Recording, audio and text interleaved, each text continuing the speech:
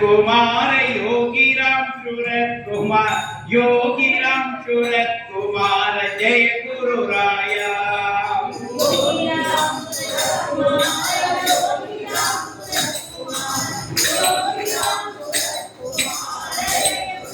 कुमार योगीराम सूरत कुमार जय गुरु राया।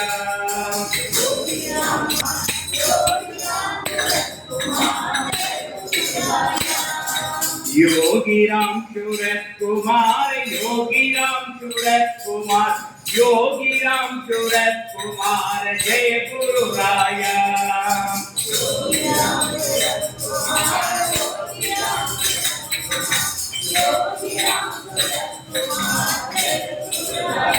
सद्गुरुनाथ महाराज की। திருக்கண்டியூர் யோகிராம் சுரத்குமார் நாமக்கூடத்தில் 2025 புத்தாண்டினுடைய முதல் சத்சங்கம் இன்றைக்கு நடைபெறுகிறது. ஜனவரி 25 25க்கு யோகிக்கு தொடர்பு உண்டு. 2, 5, 7 பகவான் நம்பர்ல 7 வந்துட்டே இருக்கு. 7னா கேது, நியூமராஜ் கேது, ஞானத்துக்கு ஞானகாரகர்.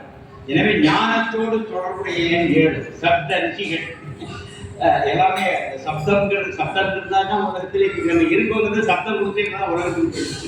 அதனால 7 என்பது ஆக புனிதமான எண். அதனால யோகியினுடைய வாழ்க்கையில் அந்த 7 திரும்ப அனுக்கிரகம் 7 என்கிற எண் வழியாக வந்துகிட்டே இருக்கும். எனவே அந்த 2025 இருக்கு. 2025 ஜனவரி 25 நடத்துறோம்.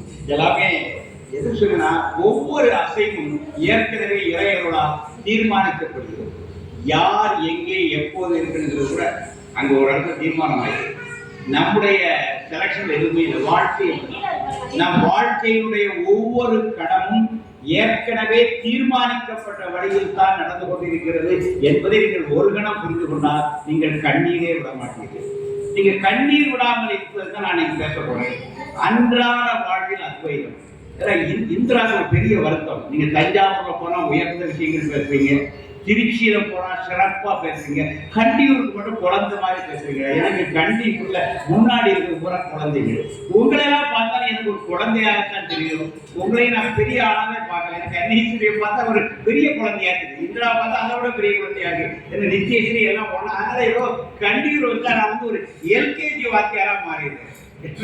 அதனால இந்த முறை முதலே முடிவு பண்ணேன். இந்திராவுடைய வருத்தத்தை இதோட இல்லாமல் ஆகணும். ஒரு ஆன்மீகத்துடைய ஒரு உயர்ந்த விஷயத்தை நீங்க சொல்லணும்னு நினைச்சேன். சாமி எப்படி கொண்டாரு? அன்றாட வாழ்வில் அத்வைதம். இதான் அத்வைதம் உயர்ந்த விஷயம். அன்றாட வாழ்க்கை அன்றாட வரக்கூடிய விஷயம். இந்த 2 நீங்க முடிச்சு போட்டு பார்க்கணும். அன்றாட வாழ்க்கையில அத்வைதத்தை கொண்டு வர முடியுமா? இதுதான் நம்ம இன்றைக்கு ஒரு முயற்சி பண்ணி பார்க்கணும். யோகிராம் முதல்ல அத்வைதம் என்னன்னு தெரியணும். அப்பதான் அன்றாட வாழ்க்கையில கொண்டு வர முடியும். அத்வைதம் என்ன? ஆனா கேள்விப்பட்டிருக்க வார்த்தை கேள்விப்பட்டிருக்கீங்க. அத்வைதம், துவைதம், விசிஷ்டாத்வைதம். கொஞ்சம் ஆன்மீகம் படிக்க ஆரம்பிச்சீங்கன்னா அந்த விஷயங்கள்லாம் உங்களுக்கு வரும். ஒன்று இல்லை, நம்முடைய தத்துவங்களை வேதாந்தம் சித்தாந்தம், சைவ சித்தாந்தம், வேதத்தை அந்தம்னா இறுதி, வேதத்தினுடைய முடிவான பொருள் வேதாந்தம். வேதம் எதை முடிவான பொருளாக சொல்கிறதோ அது வேதாந்தம். சைவத்திற்கு தனியாக ஒரு சித்தாந்தம் இருக்கு. சைவத்தில் இதுவும் வேதத்தை ஒட்டி இருந்தான் சித்தாந்தம் இருக்கு. இந்த வேதாந்தத்தை பலரும் விளக்கியிருக்கிறார்கள், பாஷ்யம் பண்ணிக்கிறார். இதனுடைய வேதாந்தத்தினுடைய இது பிரம்மசூத்திரங்கள் எழுதப்படுது. வேதாந்தத்தினுடைய விளக்கம் பிரம்மசூத்திரம் எழுதப்படுது.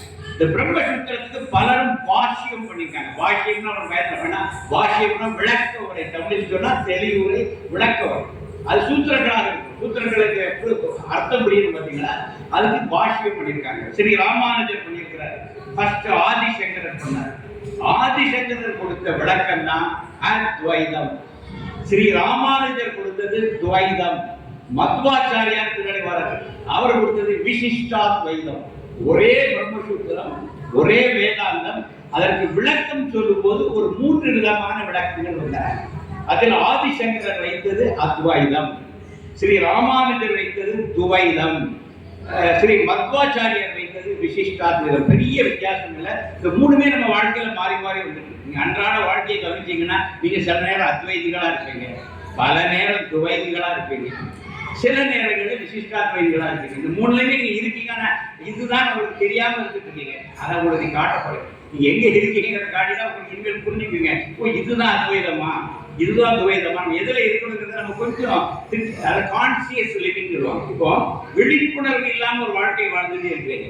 அந்த வாழ்க்கையை ஒரு விழிப்புணர்வோடு கூடிய வாழ்க்கை ஆகிட்டீங்கன்னா அந்த வாழ்க்கைக்கு ஒரு ஆழ்ந்த அர்த்தம் கிடைக்கும். அப்பதான் இந்த இதுல இருந்து ஒரு விடுதலை ஆகி போக முடியும். இல்லைன்னா மீண்டும் மீண்டும் இந்த சுடலுக்குள்ளேயே சிக்கிட்டு இதுலயே முக்தி கிடைக்காது, முங்கி போயிடுவதில்லை. எனவேதான் ஆன்மீகம் என்பது விழிப்புணர்வுக்கான ஒரு முயற்சி தான் ஆன்மீகம். இந்த மாதிரி ஆசிரமங்கள் இதெல்லாம் தேடி வருது, மகாத்மாக்களை எதுக்கு தேடி வரும். ஒரு பக்கம் நம்முடைய கண்ணீர் கவலைகள் மாறும், அது இயல்பா மாறி யோகிக்கிறது உட்கார்ந்தாலே போதும்.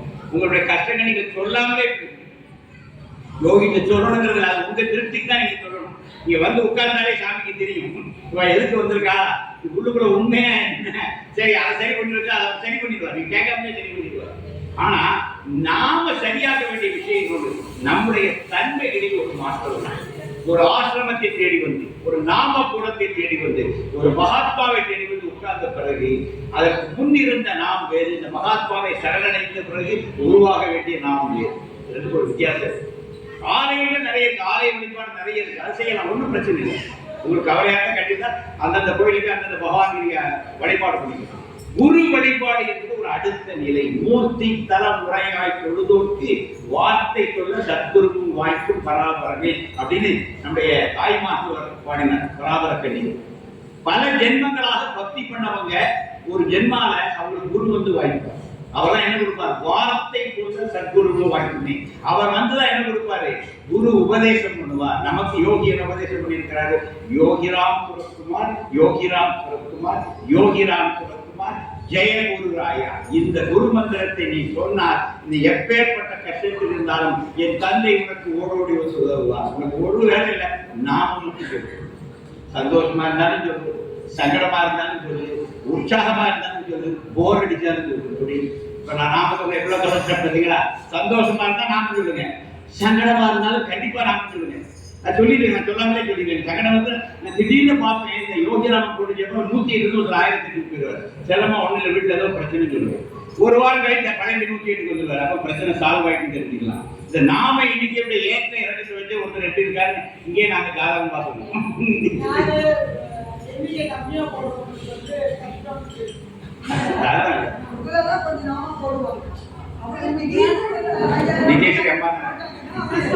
காலை இறுக்கி பிடிச்சிடும்.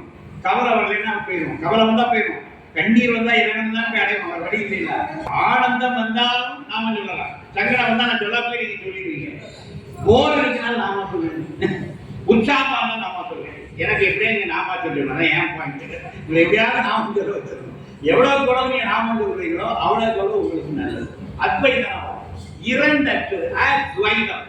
துவைதம்னா ரெண்டு, துவைதம்னா இரண்டு அற்று. சமஸ்கிருதத்தில் என்கிற வார்த்தையை சேர்த்தால் அது எதிர் அர்த்தம் வரும். அர்த்தம் அனர்த்தம் ஆயிடும். அர்த்தம் அனர்த்தம் அதே ஒரு சேர்க்கும் பொழுது அது எதிர் அர்த்தம் வரும். அதனால துவைதம் என்பது இரண்டாக இருப்பது. அவங்க எப்படி சொல்லுவாங்க, ஜீவாத்மா பரமாத்மா. கேட்டுக்கொள்கிறீங்களா? நம்மளாம் யாரு? ஜீவாத்மா. இறைவன் யாரு? பரமாத்மா. இந்த ஜீவாத்மா அந்த பரமாத்மாவை அடையும். அதுக்குதான் நீங்க எழுதிட்டு இருக்கீங்க. நீங்க வடா குடி அப்படி இல்லை, வெளியே பார்த்தா எதையோ தேடுற மாதிரி இருக்கும். ஆனா உண்மையில எதை தேடுறது தெரியுமா? அந்த நீங்க விட்டுட்டு வந்த வீடு அங்க இருக்கு, பரமாத்மா. நம்ம எல்லாருடைய ஒரிஜினல் வீடு தெரியுமா? வீடு பேருன்னு செய்வத்தில் சொல்லுவாங்க. முக்தி வீடு பேரு. வீடு பேருனா என்ன? உன்னுடைய ஒரிஜினல் வீடு அங்க இருக்கு. ஒரிஜினல் தகப்பன் யார் தெரியுமா? அவர் தான். அதான் சாமி அடிக்கடி என் அப்பா அப்பான்னு ஞாபகம். நமக்கு எல்லாருக்கும் ஒரு அப்பா இருக்கிறாருடா, அந்த அப்பாவை பாரு, மை ஃபாதர் மை ஃபாதர் திரும்ப. ஏன்னா இங்க வரலாம், நம்ம ஆள் அழகா சொல்லுவாரு பெற்றதார். அதாவது முன்னர் அன்னை எத்தனை அன்னை என்னையோ, அம்மை எத்தனை எத்தனையோ, அப்பன் எத்தனை அப்பன் அப்பனோ. ஒரு கிண்டல் பண்ணாரு, ஒரு அப்பனால நீ ஒரு ஜென்மத்திலே ஒரு அப்பா, 100 ஜென்மத்துக்கு 100 அம்மா 100 அப்பா. இது யாருடா அப்பா? அந்த 100 ஜென்மத்திலே ஒரு அப்பா இருக்கிறாரு. எம்பெருமான் சிவன் என்றைக்கு இருந்தார். ஒரு அப்பா தான் பெருமாண்டா இருக்காரு, மற்ற அப்பாலாம் ஒரு ஜென்மால வந்து போறாங்க. ஒரு பெருமாள் இருக்காரு, அழகா இருக்காரு, மற்றவங்களாம் வந்து போறாங்க. ஆதிநாதனாக அந்த பெருமாள் இங்க ஆழ்வார்க்கு அப்படின்னு ஆதிநாதனாக அந்த காலத்துல இங்க நான் இன்னைக்கு காலையில என்ன திவ்ய தரிசனம்னா, பெருமாளையும் தரிசித்தோம். திவ்ய தேசங்களில் திருக்கட்டியூர் பெருமாளையும் விமோச்சனம் தந்த பெருமாளையும் பார்த்தோம். சிறசறிந்த ஈசனையும் இன்று சந்தித்திருக்கிறீர்கள். இன்றைய காலம் எங்களுக்கு ஏகாதசி அழகா வந்து இவங்க சொன்னாங்க, ஐயோ இந்த சாமி வர சாமி கோயிலுக்கு விட்டார்.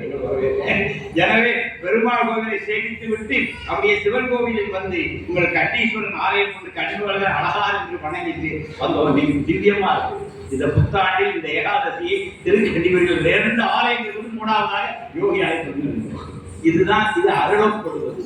அவன் அருளாலே அவன் தாழ்வனை. நம்ம செலக்ஷன் இல்லை. இந்த கார் சீக்கிரம் வந்துட்டு எல்லாம் முடிஞ்சுட்டு 10 வந்துட்டோம். எல்லாரும் வந்து முதலாக வந்துட்டோம்.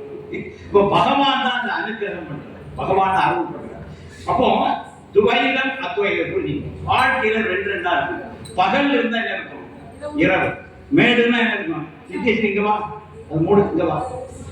மேடு இருந்தா என்ன இருக்கும்? மேடு இருந்தா ஒரு இடத்துல இருந்து மண்ணை சொன்னாலும் மேடு வரும். மேடு எங்கேருந்து வரும்? ஒரு இடத்த பள்ளம் பறிச்சாதான் ஒரு மேடு வரும். ஒரு மேடை பார்த்தா என்ன புரிஞ்சுக்கணும்? எங்கேயோ பள்ளம் விழுந்திருக்கு. ஒரு பள்ளத்தை பார்த்தா எங்கேயோ ஒரு மேடு ஆயிருக்கு. இந்த பள்ளத்தில் உள்ள மண் எங்க போயிருக்கும்? மேடு ஆயிருக்கு. அப்ப இரவுன்னு இருந்தா என்ன வரும்? பகல் வந்துடும். பகல் இருந்தா என்ன வரும்? இரவு வந்துடும். அப்ப இன்பம் இருந்தா என்ன வரும்? துன்பம் இருந்தா தெரியுதா? மாறி மாறி வருதா? ஆனா வாழ்க்கை துன்பம் தான் கடந்த கை வச்சுட்டு உலகமே முடிஞ்சிட்டு வந்து அடைஞ்சுங்க. அறிவு இருக்கா? இரவுனா பகல் வரும். துன்பம் இருந்தால் போகும். இதுவும் கடந்து போகும். ஒரு வார்த்தை கேள்விப்பட்டிருக்கா? இது கொஞ்சம் நெஞ்சில் எழுதி வச்சீங்க. இதுவும் கடந்து போகும். எதுவுமே நிலை கிடையாது. எல்லாமே நிலையற்றது. எல்லாமே நிலையற்று கஷ்டம் நிலையற்றது தானே. கஷ்டத்தை மட்டும் நீ பிடிச்சி வச்சுக்கிற குரங்கு மாதிரி. எனக்கு தான் என்னத்தான் கவனிக்காரு. நான் எவ்வளவு பிரதோஷம் பண்ணேன், எவ்வளவு கோயில் பண்ணேன், எவ்வளவு சுற்றினேன், எவ்வளவு உழவாங்க பண்ணிக்கிறேன், என்னதானே போட்டு மாட்டுறாரு. அட அட லூசு. எல்லாம் கடந்து போகும். இந்த வாழ்வே நிலையற்றது. துன்பமும் நிலையற்றது. அதுக்கு மட்டும் நிலையற்றது எடுத்துக்க மாட்டேன். மற்ற எல்லாத்தையும் எடுத்துக்குவேன். அவன் கஷ்டம் வந்தா அது நிலையற்றதுன்னு பார்க்க மாட்டேன். இதுவும் கடந்து போகுங்கிறத பார்க்க மாட்டேன். அந்த பக்குவம் நம்மகிட்ட வர வேண்டும். இந்த துவைதம் இருக்கும். வாழ்க்கை துவைதமா தான் இருக்கும். உடல் இருந்தா ஆரோக்கியமா இருக்கும். ஆனா ஆரோக்கியம் கெடும். நல்ல உடம்புனா 2 தடவை காய்ச்சல் வரணும். வருஷத்துல 2 தடவை ஜலதோஷம் வரணும். 3 தடவை இருமல் வரணும். அதான் ஆரோக்கியமான உடம்பு. ஒண்ணுமே வரணும்னா ஜடம். எனக்கு ஒண்ணுமே செய்யாது. சந்தேகம் என்னவோ சந்தேகம். அப்படி இல்லை. ஒரு உடம்புன்னு இருந்தா 3 நாள் காய்ச்சல் வரணும். ஒரு உடம்புன்னு இருந்தா வருஷத்துல 2 தடவை சளி பிடிக்கணும். உடம்பு இருந்தா 2 நாள் இருமணும். அப்பதான் மனுஷன். ஒண்ணுமே இல்லைன்னா மரத்துக்கு தான் ஒண்ணுமே இருக்காது. நீ மனுஷன் தான் ஏதோ சந்தேகம். அதனால நீங்க இருமல், காய்ச்சல், ரோகம் இதெல்லாம் கண்டு பயப்படக்கூடாது. உடம்புன்னு இருந்தா கொஞ்ச நாள் ஆரோக்கியமா இருக்கணும். ஆரோக்கியம் அம்மா சொன்ன கால் தேய்மானம் இது இருக்கும். இடம் மேல ஓடணும். ரன்னிங் ரேஸ், ஜம்பிங் ரேஸ் எல்லாம் போனோம். வயசு 60 ஆயிட்டு. இப்போ வாக்கிங் ரேஸே கஷ்டமா இருக்கு. ஏன்னா வண்டி தேய்மானம் ஆயிடுச்சு. ஒரு டிவிஎஸ் எங்க ஓட்டலாம். 10 வருஷம் ஓட்டினா 11ஆவது வருஷம் ட்ரில் வைக்கணும். 10 வருஷம் நல்லா ஓடணும். 14ஆவது வருஷம் டிவிஎஸ் 50 தன்னதாக ஆரம்பிக்கும். டிவிஎஸ் 50 அப்படிங்கும் போது நம்ம 50 தாண்டி டிவிஎஸ் 60 ஆயிட்டோம். இது தேய்மானம் ஆயிடுது. கொஞ்சம் வண்டி ஸ்டார்டிங் ட்ரிபிள் இருக்குதான் செய்யும். இதெல்லாம் இயல்பு. அப்ப இந்த வாழ்க்கை இந்த துவைதமா தான் இருக்கு. இதை எடுத்துக்கிட்டா இந்த துவைதத்தை புரிஞ்சுக்கிட்டீங்கன்னா துவைதமா இருக்கும். சங்கரன் என்ன சொல்ற? அத்வைதமா இருந்து சொல்றான். இன்பம் துன்பம் 2 வாழ்க்கையுடைய நியதிப்பா. இதுவும் கடந்து போகும் அப்படின்னு சொல்லி எடுத்துட்டா நீ அத்வைதி. 2 இருக்கு. அது எனக்கு தெரியும். அதனால இதை கவலைப்படாது. இன்பம் வந்தாலும் துள்ள வேண்டாம், துன்பம் வந்தாலும் துவன்ற வேண்டாம். அப்படி நடுநிலை, சமநிலை. இப்ப யோகி இருந்தாரு சமநிலையில் இருந்தாரு. எப்ப நீங்க எந்த ஞானிகளை பார்த்தா அந்த சமநிலை பெறாம தெளிவா இருக்கும். ஒரு 12 மணிக்கு போய் ஒரு தெப்ப குளத்தை பாருங்க, ஒரு கணக்கை பாருங்க, இந்த தண்ணி எப்படி இருக்கும் தெளிவா இருக்கும். அந்த 12 மணி வெயில பாருங்க, அடியில ஒரு சின்ன வாழிய படம் கூட வாழி தெரியும். நம்ம வாழி அந்த காலத்துல கிணத்துல கிணறுலாம் மறந்து போச்சு. அந்த காலத்துல நாங்க கிணற்றில் இறைத்து குளித்தவர்கள், கிணற்றில் இறைத்து தண்ணீர் வச்சு தண்ணீர் துவைத்து துணிமணிகள் துவைத்தவர்கள். அப்போ என்ன பண்ணுவோம்? வாழி கிணத்துக்குள்ள விழுந்துடும். எப்பவுமே எடுப்போம் தெரியுமா? உடனே எடுக்க மாட்டோம். 12 மணிக்கு அந்த பாதாள கட்டி தூக்கிட்டு போவோம். ஏன்னா 12 மணிக்கு எல்லாரும் காலையில் குளிச்சுட்டு போயிடுவாங்க. கிணறு வந்து அப்படி நிர்மல்யமா இருக்கும். 12 மணிக்கு பார்த்தீங்கன்னா கிளீனா தெரியும். எங்க பாதாள கட்டி அவைய மெதுவா இருக்கும். சிறுவயதில கிணற்று வாழி இருந்தா நாம எடுக்க போறது பகல் 12 மணிக்கு டேப். இவங்க டேப்ல பழகினாடு போயிடும். நாங்க கிணத்துல இறக்கி பழகினாடு போயிடும். பழைய அப்போ நமக்கே தெரியுது தொலைந்ததை எங்க தேடணும்? ஒரு ஜோக்ல சொல்லுவாங்க, ஒரு பஸ்ல போயிட்டு இருப்பான், காசு எடுப்பான், காசு கீழே விழுந்துடும், பஸ்ல ஒரு ஓட்டை கீழே விழுந்துடும். உடனே அவன் வெத்தலை போடுற சுண்ணாம்பு எடுத்து அந்த விழுந்த இடத்துல ஒரு ரவுண்டு போட்டுருக்கான். அப்புறம் பஸ் போய் நின்ன பிறகு பஸ் அடியில் போய் பார்த்தேன், அது விழுந்த இடத்துல நான் அடையாளம் பண்ணுங்களா இருந்தாதான் நடக்கணும். அவன் என்ன புரியல, பஸ் ஓடிக்கிட்டே இருக்கு, அது விழுந்தது திருவையாறுல, திருக்கண்டியூர் வந்து பஸ் நின்னோடனே அடியில போய் பார்க்கலாம். இப்படிப்பட்ட அறிவாளிகள் மட்டும் இருக்கான். பஸ் ஓடிக்கிட்டே இருக்குடா, விட்ட இடத்துல பிடிக்கணும், நீ போன இடத்துல வைத்தாங்க. அதனால நம்ம சில வாழ்க்கையுடைய சில விஷயங்களை நம்ம புரிஞ்சுக்கணும். என்ன கேட்டா, வாழ்க்கைன்னு இருந்தால் இன்பம் துன்பம் வரும். உடம்புன்னு இருந்தா கொஞ்ச நாள் ஆரோக்கியமா இருக்கும், கொஞ்ச நாள் ஆரோக்கியம் இல்லாம இருக்கும். செல்வம் இருந்தா செல்வம் போகும், செல்வம் வரும். பிசினஸ் இருந்தா லாஸும் உண்டு, ப்ராஃபிட் உண்டு. அதான் பிசினஸ். அதெல்லாம் ப்ராஃபிட் பண்ணா அது கொள்ள, ப்ராஃபிட்டே இருந்தாலும் கொள்ள. எந்த பிசினஸ்லயும் லாஸ் வரும், லாஸ் வரும், ப்ராஃபிட் வரும், லாஸ் வரும், ப்ராஃபிட் வரும். அப்பதான் அது பிசினஸ். ரெண்டு மாறி மாறி வரும். நல்லா நீங்க பாத்தீங்கன்னா இயற்கை எப்படி அமைச்சிருக்கானா இறைவன், மாறி மாறி வருகிற சக்கரை மாதிரி இருக்கான். சக்கரை தான் சொல்லுவாங்க, மேல இருக்கிறது கீழே வந்து, கீழே இருக்கிறது மேல. ஒரு ஊர்ல பார்க்கல சில அவன் புது பணக்காரன், நல்லா வந்தான் அவன் புது பணக்காரன், இப்ப ஆடி தெரியலான்னு ஊர்கள் புது பணக்காரன். இப்ப அவன் பிசினஸ் பண்ணி மேல வந்துருவான். ஒரு பழைய பண்ணையா இருப்பாரு, அவரு எல்லாம் வச்சு கரையை இருப்பாரு. அப்ப இது வரதான் செய்யுது. செல்வமே கேட்டா 3 தலைமுறைக்கு மேல இருக்காரு. எந்த அதிகாரம் 3 தலைமுறைக்கு மேல இருக்கா? நல்லா இருக்கு. என்னுடைய பூட்டி தாத்தாக்கு 100 ஏக்கர் நெஞ்சு, 100 ஏக்கர் பூட்டி. என் குடும்ப சொத்து எனக்கு 0 வந்து. எங்க அப்பாக்கு அப்பாக்கு அப்பா 3 தலைமுறை, நான் 4வது தலைமுறை. 3வது தலைமுறைக்கு அப்புறம் பூர்வீக சொத்து வராது. 4வது தலைமுறை நாங்க சம்பாதிச்சு 3 வீடு கட்டிட்டு வேற, நாங்க சம்பாதிச்சு வேலை பார்த்து சம்பாதிச்சு கட்டிட்டோம். ஆனால் 3 தலைமுறைக்கு மேல் செல்வம் வராது. அதிகாரம் எடுத்து பாருங்க, ஜவஹர்லால் நேரு, இந்திரா காந்தி, ராஜீவ் காந்தி. ராகுல் காந்தி கடந்தாரா? கஷ்டப்படுறாரா? முடியுதா? கஷ்டமா இருக்கு. அதிகாரம் அக்பர், அக்பருக்கு மகன் ஜஹாங்கீர், ஜஹாங்கீருக்கு மகன் அக்பர், ஷாஜஹான், ஷாஜஹானுக்கு அப்புறம் அவுரங்கசீப். அதோட முடிஞ்சு 3 தலைமுறை. சோழ பேரரசை எடுத்து பாருங்க, ராஜராஜ சோழன், ராஜேந்திர சோழன், 3வது சோழன் முடிஞ்சது. 300 ஆண்டுகளுக்கு மேல முற்கால சோழர், பிற்கால சோழர் ஒரு தலைமுறை அடி வாங்கிடும். அப்புறம் ஒரு பெரிய கேப்புக்கு அப்புறம் பழையபடி வரும். வந்தாலும் 3 தான். நல்லா கவனிச்சு பாத்தீங்கன்னா 300 ஆண்டுகளுக்கு மேல எந்த அரசியல் அதிகாரமும் இருக்காது. இது வரலாறு, நீ வரலாறு தெரியும் பாருங்க. அப்போ ஒரு சக்கரத்துல என்ன வச்சிருக்கான், இதெல்லாம் சுட்டிக்கிட்டே இருக்கணும். மேல இருக்கணும், கீழே வரணும், கீழே இருக்கணும், மேல வரணும். இது மாறி மாறி நடக்கும். அப்பதான் உலகம் இயங்கும். ஒரு சக்கரை சுத்தினாலும் நீ நடக்க முடியும். சக்கரை சுடலைன்னா உலகம் இயங்காதுதான். உலகத்தை இயக்கியாக வேண்டும் என்றால் ஏற்ற இறக்கம் தவிர்க்க முடியாதது, மாற்றம் தவிர்க்க முடியாதது. இதுவும் கடந்து போகும் என்பது ஒன்றுதான் நிரந்தரமா இருக்கும். எதுவுமே நிரந்தரமில்லை என்பது மட்டும்தான் நிரந்தரமா இருக்கும். மட்டும்தான் இதுதான் ஒரு. அதனால செஞ்ஞானிகள் சொன்னாங்க, ஒரு ஆட்சி ஒரு முறைதான் குடிக்க முடியும். நேற்று குடிச்ச காவிரி ஓடிக்கல, இன்னைக்கு புது வாட்டர்லாம் வந்துருக்கு. காவிரி சொல்லிட்டு இருக்கோம், ஆனா ஒரு கடத்துல காவிரி ஓடிக்கிட்டே இருக்கலாம். நேற்று குடிச்ச ஆத்துல இன்னைக்கு குடிக்க முடியாது. நேற்று குடிச்சா இன்னைக்கு அடுத்த ஆறு, அடுத்த தண்ணி வந்து ஆறுங்கிறது ஓடிக்கிட்டே, ஆறு ஓடிக்கிட்டே இருக்கு. அதான் அடையாளம். ஆற்று போய் என்ன ஓடிக்கிட்டே இருக்கு. ஒரு ஆற்றில் ஒரு முறைதான் மூழ்க முடியும். 2வது முறை வேற தண்ணி வந்து வேற பேர் தான் காவிரி, ஆனா மாறிக்கிட்டே இருக்கு, ஓடிக்கிட்டே. காவிரி என்ன பாடத்துக்குள்ள பாருங்க, நான் ஓடிக்கிட்டே இருக்கேன், பேர் மட்டும் தான் பெர்மனன்ட், நான் ஓடிக்கிட்டே இருக்கேன். நேற்று காவிரி இன்னைக்குள்ள காவிரி நாளைக்கு இல்ல, ஓடி அவன் கடவுள் போய் சேர்ந்துருப்பாரு. இதை சொல்ல வரேன். இப்ப என்னன்னா, இதுதான் துவைதம். இறைவன் உலகை துவைதமாக படைத்துவிட்டு நீ அத்வைதமாக நடக்க பாருங்கள். அந்த வித்தையோட ஆத்ம வித்தை.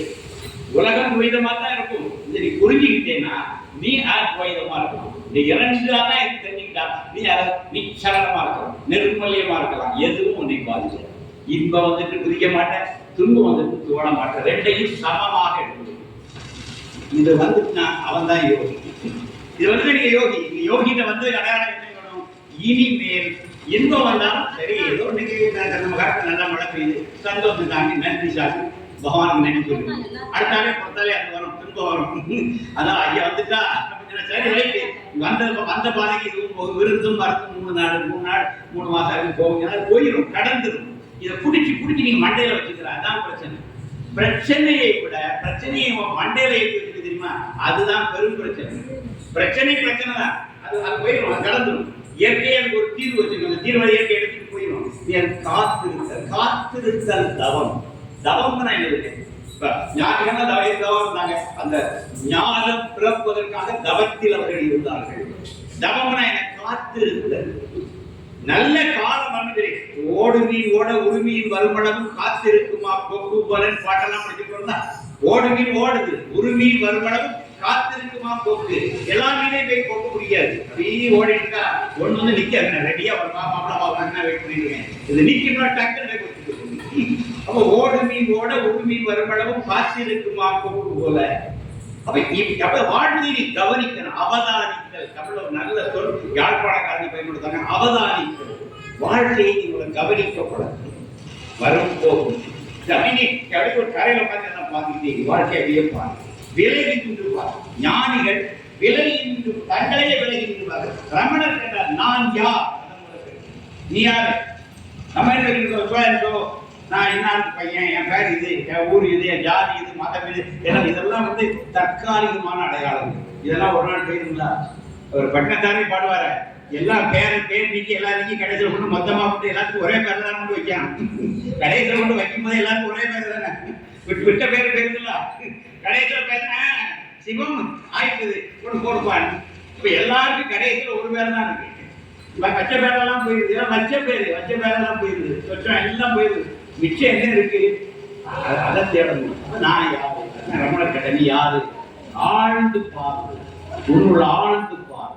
ஆன்மீக இனத்தான் கற்றுக்கிறது. துவைரமாக இறந்தற்கு நின்று பார்த்தா எது மிச்சம் இருக்கு பாரு. நேதி நேதி நேதின்னு சொல்லுவாங்க வேதாந்தத்துல. இது வந்து நான் இந்த உடலா, உடலான உடல் ஒரு நாள் அழித்துவோம். நான் ஏற்படுகிற மனமா, மனம் குரங்கு மாதிரி ஆடிக்கிட்டே இருக்கு. அப்ப அது நான் இல்லை, நான் உடல் இல்லை, மனம். அப்ப அதை கடந்து என்ன இருக்கு? ஆத்மா. அதை நீங்க பார்க்க, நமக்குள்ள ஒரு ஆத்மா இருக்கு, அதைத்தான் பார்க்கணும். ஆத்ம தரிசனம். நீங்க யாருன்னு தெரியணும். என்ன அதவே கண்டுபிடிக்கல, நம்ம யாருன்னு தெரியல. உலகத்துல அத்தனை பிரச்சனை நம்ம யோசனை சொல்லுவோம், தீர்வு சொல்லுவோம். ஆனா உனக்கு நீ யாருன்னு தெரியாது. அடிப்படை கேள்விக்கே உன்னை விட இல்லை. உலகத்தில் உள்ள அத்தனை பிரச்சனை நீ விட சொல்ற. இது பெரிய வேடிக்கையா இருக்கு. நம்ம மிகப்பெரிய ஆளுநராக வாழ்ந்துட்டோம், 60 வயசு 60 வயசு வாழ்ந்துட்டோம். ஆனா இந்த 60 வயசு வாழ்ந்தும் நான் யார் என்ற கேள்வி என்ற விட இல்லை. நான் உடல் அல்ல, நான் இந்த மனம் அல்ல. இந்த உடலும் மனமும் கடந்து இதை ஒருத்தர் பார்த்துருக்கான் பாருங்க, சாட்சியாக உள்ள அந்த சாட்சி தான் நான். அந்த சாட்சி தான் ஆத்மா. அதான் ஆத்ம சொரூபம். இதோட ஒரிஜினல் இடம் தான். இது அறிஞர் உடல் ஒரு நாள் போயிடும், உடலோடு சேர்ந்து இந்த மனமும் போயிடும். உடல் ஸ்தூல சரீரம், மனம் என்பது சூக்ஷ்ம சரீரம். அது கூட வினையும் வினை பயிர்ந்தான காரண சரீரம். அந்த காரணமும் கடந்த ஒரு இடம் இருக்கு. அதுதான் அங்கதான் பரமாத்மாவும் ஜீவாத்மாவும் வந்தாங்க. ஸ்தூலம், சூக்ஷ்மம், காரணம், காரணத்துக்கு அப்பா. இதெல்லாம் நீங்க பாக்குறீங்கன்னா ஆன்மீகம். ஸ்தூலங்கிறது நீங்க பார்த்துக்கிற உடம்பு ஸ்தூலமா பாக்குறீங்க. இது வேற எலும்பும் சதையும் மண்ணும் பஞ்சபூதங்களிலிருந்து உருவானது. உடம்பு ஒண்ணுமே இல்லம்மா, பஞ்சபூதங்களிலிருந்து வந்தது. மீண்டும் இது பஞ்சபூதங்களுக்கே போயிடும். இது கடன் வாங்கினது, திருப்பி கொடுத்தா வந்த இடக்கே திருப்பி போயிடுது. இந்த உடம்பு கடன் வாங்கின உடம்பு, உங்க ஒரிஜினல் உடம்பு இல்லை. இது கடன் வாங்கின உடம்பு. பஞ்சபூதங்களுக்கு கடன் வாங்கிருக்கீங்க, மீண்டும் இது பஞ்சபூதத்துல போய் சேர்ந்துடும். அப்ப இந்த ஸ்தூல சரீரம் போயிடும். சூட்சம்ங்கிறது வெளியே தெரியாது, ஆனா அதான் இருக்காத மனம். மனம் எண்ணங்கள், இதான் சூட்சம். காரண சரீரம் புத்தின்னு ஒண்ணு. மனசுக்கு அப்பா இது சரியில்லையே, மனசு என்னெல்லாமோ நினைக்கும். உள்ளது ஒன்று சொல்றது மையம் இது சரியில்லை. வெளியே பெருசா பேசா நீ யாரும் எனக்கு தெரியும், இது நீ போற போக்கு சரியில்லை அப்படின்னு உனக்கு உள்ளது வந்து சொல்லிட்டு இருக்கா. ஒரு குரல் கேட்டுட்டு இருக்கா, ஒரு அகக்குரல் கேட்டுக்கிட்டே இருக்குதா, அது புத்தி. மனம், புத்தி, அகங்காரம் சொல்லுவாங்க. அந்த காரணமாக ஒரு அகங்காரத்தை இயக்கிட்டு இதுல அப்புறம் தான் எனக்கு காரண சரீரம் தூரம் போயிருது, சூட்சுமம் கலைஞ்சிடும். காரண சரீரம் இந்த பிறவியோடு புரிந்து விடும். அந்த காரண சரீரத்துக்கு பின்னால ஒண்ணு இருக்கு, அதுதான் உங்களுடைய சொரூபம். அந்த சொரூபம் என்பது ஆத்மா. அந்த ஆத்மா அழிவற்றது. அதனாலதான் ஞானிகள் கேட்டாங்க, எல்லாரும் உட்கார்ந்து ஒரு செத்த வீட்டு அழுதுட்டு இருந்தாங்க. பட்டணத்தார் அப்படி தெருவோட போறாரு. அவருக்கு திடீர் எல்லாரும் ரொம்ப புகார் போட்டு அழ ஆரம்பிச்சுட்டாரு. எல்லாருக்கும் ஆச்சரியம், என்ன சாமி முற்றும் திறந்த முனிவர், நீங்க எதுக்காக உட்காந்து அழுறீங்க? நீங்க செத்தவனுக்கு வேண்டியவனாங்கிட்டாங்க. நான் செத்தவனுக்காண்டி அழகா, இன்னைக்கு செத்தவனுக்காண்டி அழகா, நாளைக்கு சால போற உலகம் நினைச்சு அழுதுகிட்டே இருந்துச்சு. எல்லாரும் உட்காந்து அழுதுட்டான். என்ன கேட்டா அவன் செத்து போயிட்டான். இவரும் பார்த்தாரு, இவருமே பார்த்தா அழுதாரு. அதான் எல்லாரும் சேர்ந்து எல்லாரும் அழகே நிறுத்திட்டாங்க. சாமியே அழுதாங்க. என்ன சாமி அழுது முடிச்சு? செத்தவர் உங்களுக்கு வேண்டியவரா? நான் செத்தவனுக்காண்டி அழகடா. அவன் இன்னைக்கு செத்து போயிட்டான், நாளைக்கு சாக போறீங்களா? உங்க நினைச்சு அழுந்தேன். என்ன புரிஞ்சுக்கணும்? இவனுக்கு இன்னைக்கு சாவு, நாளைக்கு நமக்கு சாவு, எதுக்குடா அழுத? இதை பட்டினத்தாக்கு அப்படி கடந்து உங்க காவிரி பூ பண்ணல எங்கேயும் இல்லை. உங்க காவிரி பூ பட்டினத்துல தெருவில் சொல்லிட்டு போனவர்தான் பண்ணிருக்காரு. இதெல்லாம் நம்ம ஒழுங்குவாங்க. இப்ப இந்த வாழ்க்கையில மரணம் என்பதும் தற்காலிகம். இந்த மரணம் விடைபெற்று உள்ள இருக்கிற ஆத்மா நீ எடுத்தீங்கன்னா உனக்கு அழிவே கிடையாது. நீங்கள் அழிவற்றவர்கள். அமிர்தசிய புத்திர வேதம் சொல்லுது, அமிர்தத்தின் குழந்தைகளே. அமிர்தம் என்ன தெரியுமா? அழிவற்றது என்றும் உள்ளது. வேதம் எப்படி சொல்லுது? அமிர்தசிய புத்திர, அமிர்தத்தின் குழந்தைகளே, நீங்கள் அழிவற்றவர்கள். நீங்கள் ஆத்மஸ்வரூபம். ஏன் அழிக்கிறாய்? உடலுக்காக அழிக்கிறாயா? இந்த சதா குரங்கு மாதிரி அலைப்பந்து இந்த மனதை வைத்து அழிக்கிறாயா? இல்ல ஒரு விதியை வைத்து அழிக்கிறாய்? எல்லாம் தூரப்படுறான். இதெல்லாம் தற்காலிகம். இந்த டிராமா எல்லாம் முடிஞ்சிடும். இதெல்லாம் சாட்சியா உள்ள ஒன்று எடுத்துக்கிறான். அவன் தான் கடை உள். கடவுள்னா யாரு? கடை உள். அங்க இருக்கிறவங்க அவனுக்கு ஒரு பிரச்சனை கிடையாது. ஆனந்தமா இருக்கும். அவன் தான். அதான் ஆனந்தமய கோஷம், அன்னமய கோஷம், பிராணமய கோஷம், மனோமய கோஷம், ஆனந்தமய கோஷம். வேற நம்ம இன்ட்ரோடியூஸ் பண்ணதான் அவசியம். ஆன்மீகத்துடைய பாடங்கள் இதெல்லாம். அன்னமய கோஷம், சாப்பிடுற அன்னத்தினால இந்த உடம்பு உருவாகுது. எனவே இந்த உடலுக்கு என்னது? அன்னமய கோஷம். அன்னத்தால் உருவாகுது.